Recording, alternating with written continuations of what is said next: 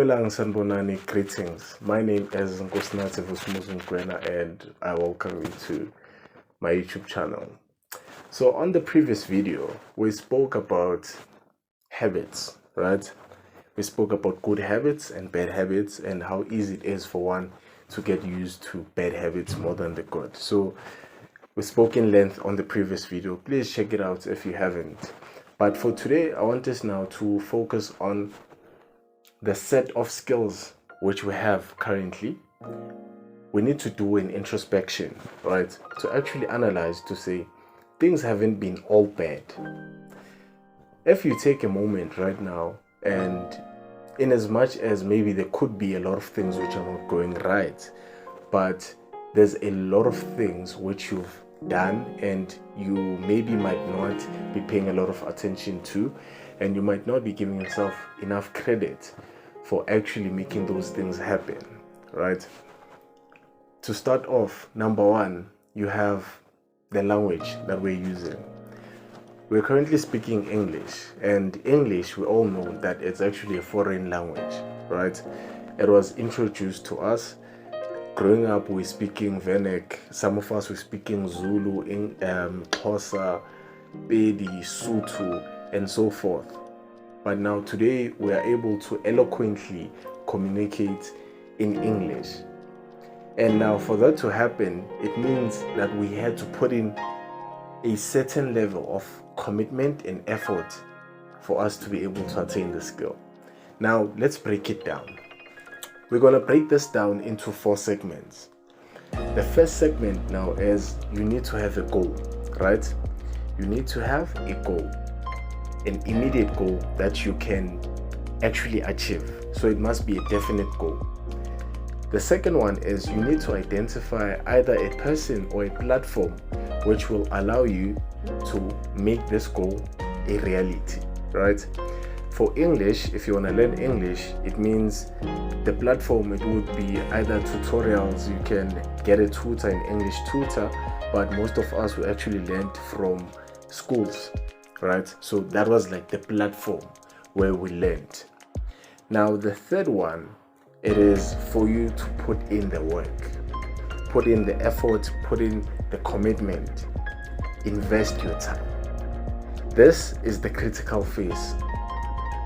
And then now you have the last one, which is accountability. You need a system which will hold you accountable, or a person who's going to hold you accountable to what you said you want to do, and take now whatever it is that you've done and put it against what you said you want to do.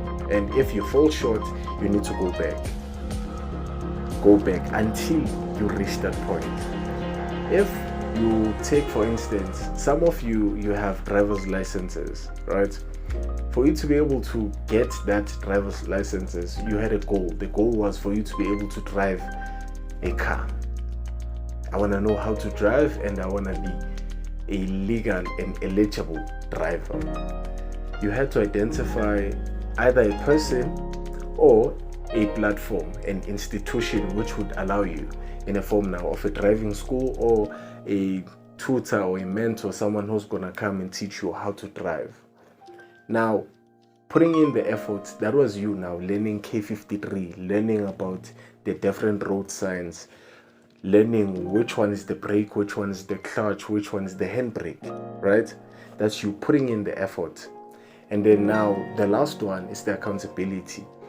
The accountability now, it first starts with the driving school. You have someone who is there, like your instructor, who checks how you're doing things. To say, hey, you say you want to get a driving license, but at this rate, you're not going to be able to.